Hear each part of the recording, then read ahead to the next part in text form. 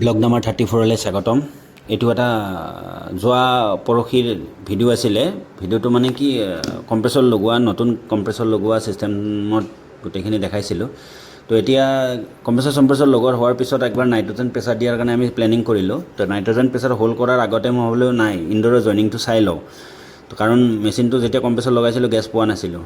তো সেইকাৰণে আমি ইনডোৰ যেতিয়া দেখিলোঁ যে ফ্লেৰিং একেবাৰে বেয়া, তো ফ্লেৰিংটো বনাই মেলি তো একবাৰ চেক কৰি চালোঁ এনেকৈ নাইট্ৰজেন প্ৰেছাৰ দি কিনে। তাৰপিছত লিক নাপালোঁ। তো লিক নাই যিহেতু গতিকে আমি প্ৰেছাৰ হোল্ড কৰি ৰাখি দিওঁ।